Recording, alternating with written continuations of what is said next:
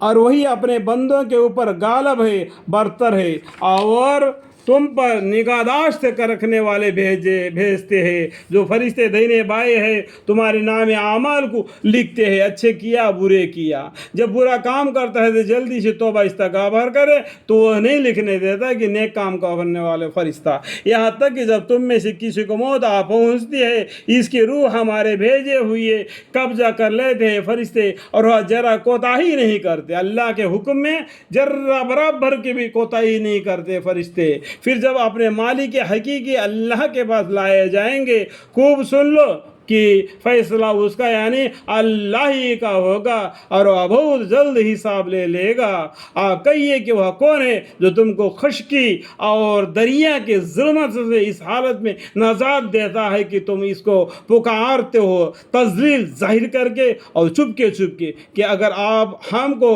ان سے نجات دے دے تو ہم ضرور حق شناسی والوں میں سے ہو جاوے۔ یا اللہ ہمیں دریا میں سمندر میں پھنس گئے ہیں، یہاں سے ہم کو بچا کے خشکی یعنی زمین کی طرف لے آئے، ہم تمہاری نافرمانی نہیں کریں گے۔ اس طریقے سے پکار کر چھپ کے اللہ سے دعا مانگتے ہیں۔ آپ کہہ دیجیے کہ اللہ ہی تم کو ان سے نجات دیتا ہے، اور ہر غم سے تم پھر بھی شرک کرنے لگتے ہو، پھر بھی اللہ تعالیٰ ان کو بچا کر زمین کی طرف لے آتا ہے تو پھر بھی شرک کرنے لگتے ہیں۔ دیکھو شرک کرنا کا مطلب کیا ہے، یہاں پر دیکھو شرک لکھا ہوا ہے۔ شرک کرنا مطلب کیا ہے، اللہ کو چھوڑ کر دوسرے کو عبادت کرنا، دوسرے کے سامنے اپنا سر جھکانا، دوسرے کو مالک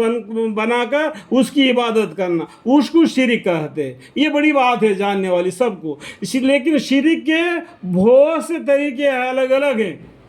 آپ بہشت زیور پڑھیں گے یا بخاری شریف پڑھیں گے تو آپ کو معلوم ہو جائے گا شرک کا معنی کیا ہے، اس کے کتنے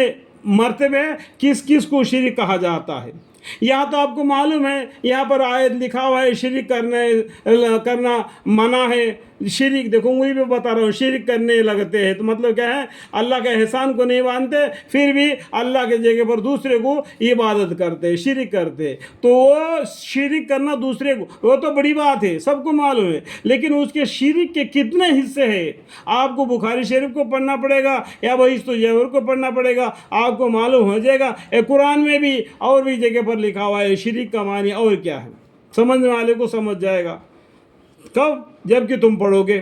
آپ کہیں کہ اس پر بھی وہی قادر ہے کہ تم پر کوئی عذاب تمہارے اوپر سے بھیج دے، آیا تمہارے پاؤں تلے سے، یا کہ تم کو گروا کر کے سب کو بھیڑ دے، پھر اور تمہارے ایک کو دوسرے کی لڑائی چھکا دے۔ آپ دیکھیے تو صحیح ہم کس طرح دلائل مختلف پہلوؤں سے بیان کرتے ہیں، شاید وہ سمجھ جاوے،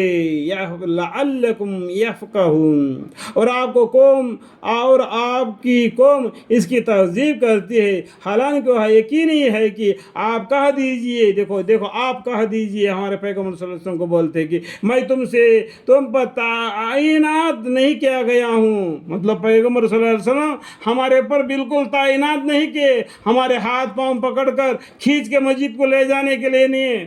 اللہ کا حکم کا ہمارے کانوں تک پہنچا دینا، اور ہم مانیں تو ہمارے لیے اچھا ہے اور نہ مانیں ہمارے لیے گناہ ہے۔ آپ ہمارے پیغمبر صلی اللہ علیہ وسلم کا کام ہے اللہ کا حکم کو تمام لوگوں تک پہنچا دینا۔ آپ کہہ دیجیے کہ میں تم پر تعینات نہیں کیا گیا ہوں، ہر خبر کے واقعہ کا ایک وقت ہے، اور جلدی تم کو معلوم ہو جائے گا کہ یہ عذاب آیا، اور جب تم ان لوگوں کو دیکھے جو ہماری آیات میں حیب جوئی کر رہے ہیں تو ان لوگوں سے کنارہ کشی ہو جائے، یہاں تک کہ وہ کسی اور بات میں لگ جاوے، اور اگر تجھ کو شیطان بھلا دے تو یاد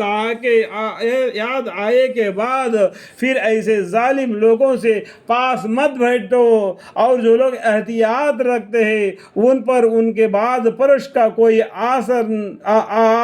نہ پہنچے گا، ولیکن ان کے ذمہ نصیحت کر دینا ہے، شاید شاید وہ بھی احتیاط کرنے لگے اور ایسے لوگوں سے بالکل کنارہ کشی رہو جنہوں نے اپنے دین کو لولاب بنا رکھا ہے اور دنیا زندگی ان کو دھوکے میں ڈال رکھا ہے، اور اس قرآن کے ذریعہ سے نصیحت بھی کرتا رہا تاکہ کوئی شخص اپنے کردار کے سبب اس طرح نہ پھنس جاوے کہ کوئی غیر اللہ نہ اس کا مددگار ہو نہ سفارش کرنے والا، اور یہ کیفیت ہو کہ اگر دنیا بھر کا معاوضہ بھی دے ڈالے تب بھی ان سے نہ لیا جاوے۔ یہ ایسی ہی ہے کہ اپنے کردار کے سبب پھنس گئے، ان کے لیے نہایت تیز کھولتا ہوا پانی پینے کے لیے ہوگا اور دردناک سزا ہوگی اپنے کفر کے سبب سے۔ دیکھو مرنے کے بعد کیا ہوگا، ایک کتاب ہے، اس کو پڑھنے سے آپ کو معلوم ہو جائے گا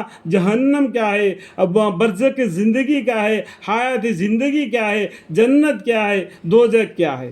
جب کہ تم کتابوں کو مولو خریدو، یہ نہیں سیل مولو، سیل کے اندر کھلتے رہو تو کچھ نہیں ملے گا۔ دین کو سمجھنے کے لیے خود کو کوشش کرنا پڑے گا۔ یہ نہ بتاؤ ہم مدرسہ میں نہیں گئے اس لیے ہم کو علم نہیں، ہمارے ماں باپ نے ہم کو مدرسہ میں نہیں ڈالا۔ دیکھو اگر ماں باپ دیندار نہ ہو یا غریب آدمی ہو، آپ کو دنیا کا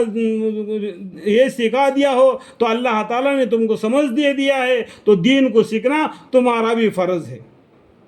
اللہ تعالیٰ سب کو سمجھنے کی اور اعمال کی توفیق عطا فرمائے، آمین۔